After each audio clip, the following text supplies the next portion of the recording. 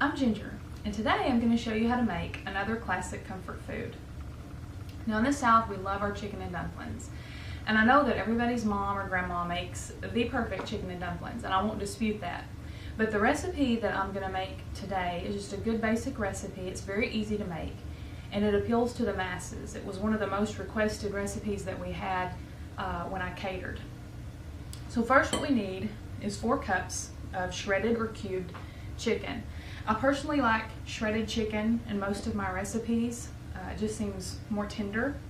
And what I do is get those big packages of chicken from the grocery store, and I cook them in a crock pot either overnight or throughout the day when I'm at work. And then when you come in the evening or when you wake up the next morning, you can take that chicken out and shred it. And all you do to season that chicken in the crock pot is just fill your crock pot, of course, with your chicken and cover with water. You put about a tablespoon of salt, a tablespoon of pepper, celery salt if you have it, or throw some celery sticks in there. That adds a nice flavor for your chicken for all recipes. So that's a really good time saver to have chicken on hand. Then you just put it in an airtight container after you get it shredded and keep it in your refrigerator for recipes such as this. So first, what we'll do is take 2 of the 10.5 ounce cans of cream of chicken soup. So that's about 21 ounces. And we're just going to add that to our pot. And I like to get all of it out into the pot because I don't want to waste any of that good stuff. Now granted, this isn't the healthiest recipe, but like I said, it's a comfort food. Everything in moderation. It's good every once in a while to treat yourself. So what we'll do now is add chicken broth. You need about 3 cups. And you can save chicken broth. What I like to do is have chicken broth that I've made, and I save that, I'll put it in the freezer and have it for recipes such as this. But when I don't have time to do that, or I forget to do that, then I take 3 cups of hot water and chicken base. You can get this at the grocery store, and it is a teaspoon of chicken base per cup of water. So you need 3 teaspoons of chicken base to the 3 cups of water. And I heat my water so that the chicken base melts into it just a little bit easier.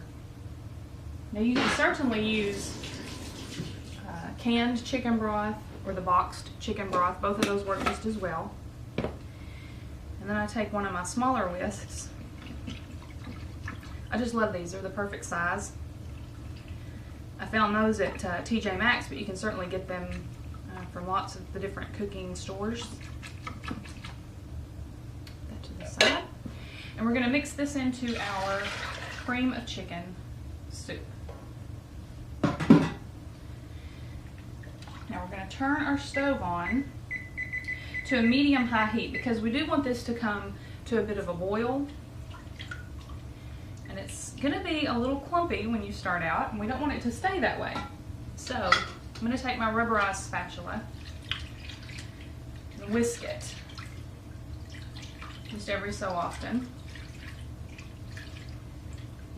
So while that cooks, while that's boiling, we can make our dumplings.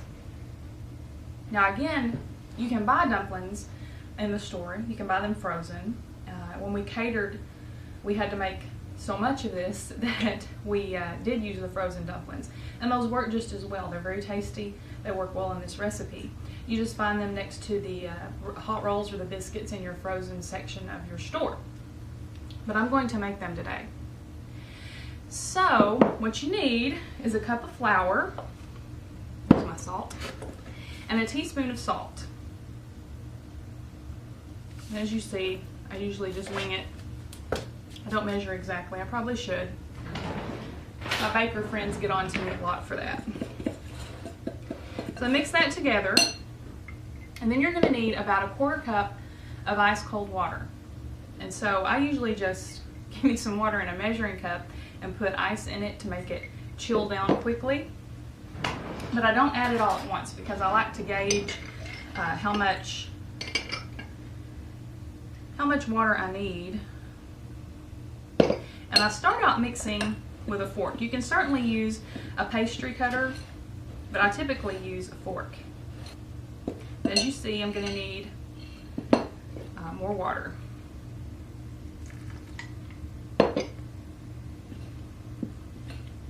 Mix that up with your fork, and when it starts forming what they call marble-sized or pea-sized clumps like that,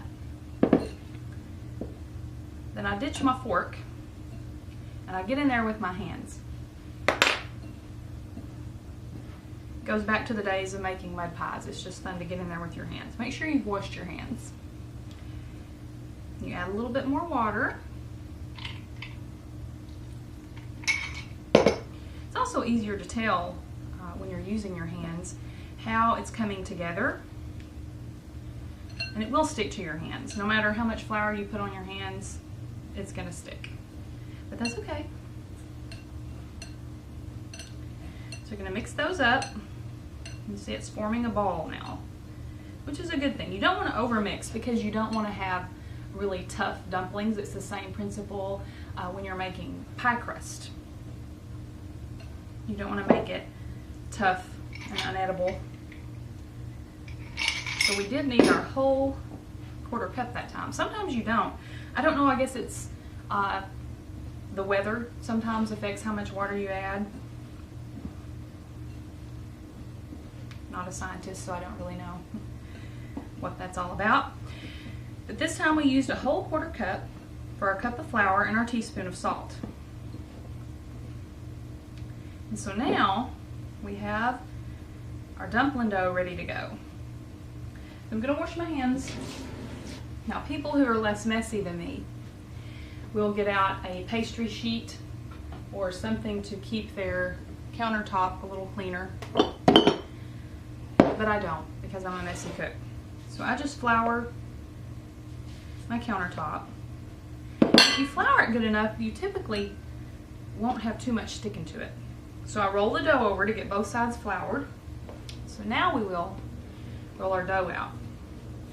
So we have both sides floured. You get a rolling pin. I like to use these little ones, especially for small batches such as this. You can certainly use your large rolling pin, but these are the perfect size. They are for children. I got this one for my son when he began to cook with me sometimes. He loves to roll out things like dumplings, and so he uses this a lot. But it is a perfect size for this. Now, to make a uniform thickness for these, I like to make them maybe a 1/4 inch thick or even thinner. Because as dumplings, when you put them in the pot, they will roll up on themselves, as a dumpling is meant to do. Now this is rolling out nice and thin for me.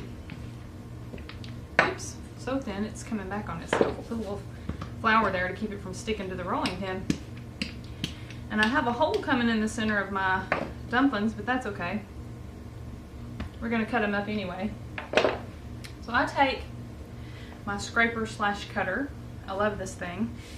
Not only is it good for scooping up vegetables to throw in soups or to saute vegetables, but it's great for cutting brownies, bars that you might make, or dumplings. So I cut these in strips, maybe an inch, 1.5 inches. We'll cut these up, and then after we have them in strips, cut them in maybe 2 to 3 inch pieces.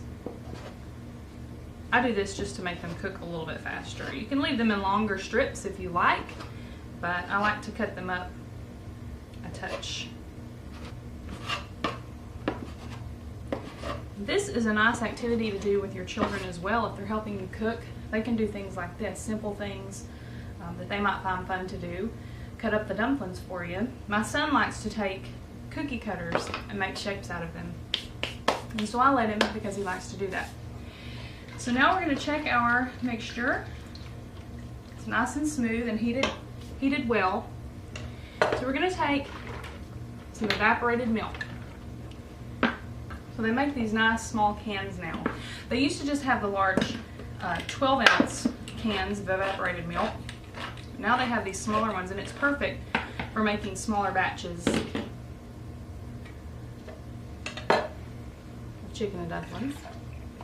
So you pour your 5-ounce can in there, and then we're going to take cornstarch, half a tablespoon of that, and mix it in with our evaporated milk. We don't want to do this, just dump both things into our base mixture, because it will clump up. The cornstarch will clump up when it hits the heat. It's harder to whisk in. And we certainly don't want to be eating a nice bowl of chicken and dumplings and bite into a hunk of cornstarch. That's never fun. I've done that before.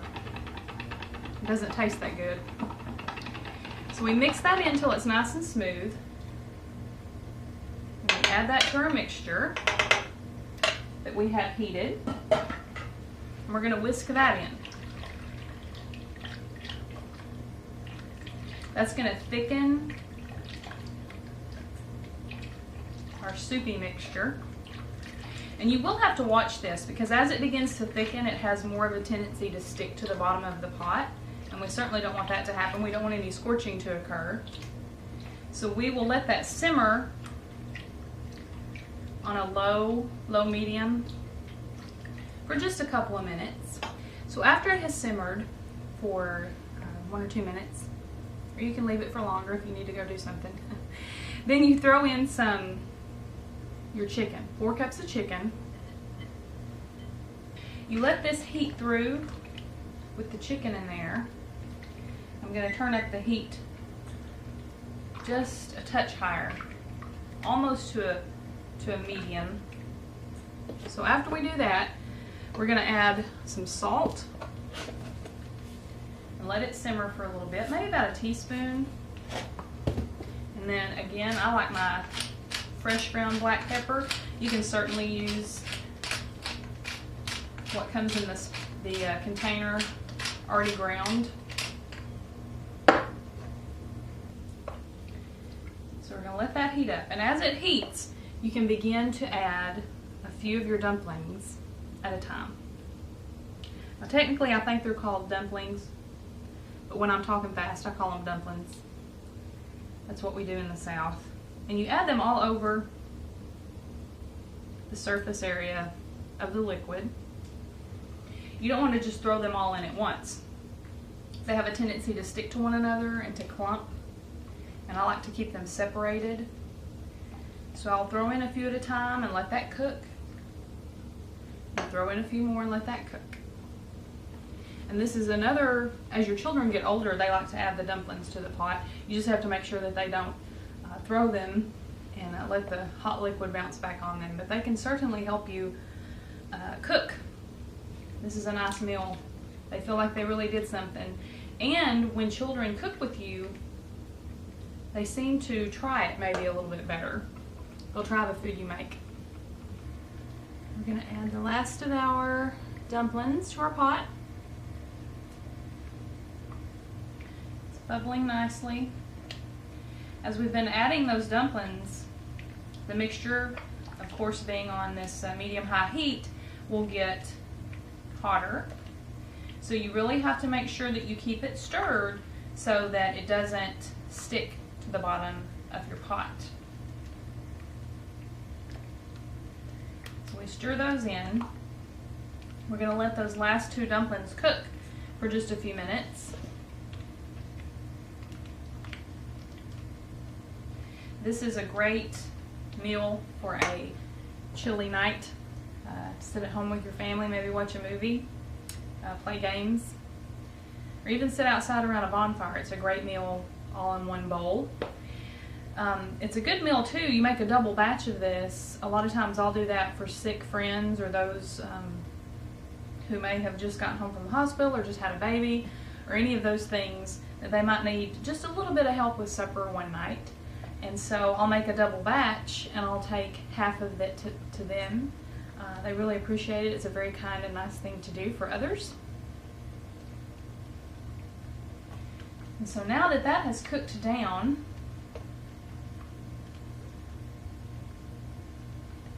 looks great. Now sometimes this can get a little thick as it sits on the stove, and so when that happens, you can either add a little more chicken broth or just add regular milk to your mixture. That will certainly thin it out, not affect the taste at all. I'm going to grab a spoon and just taste for salt. We need no salt.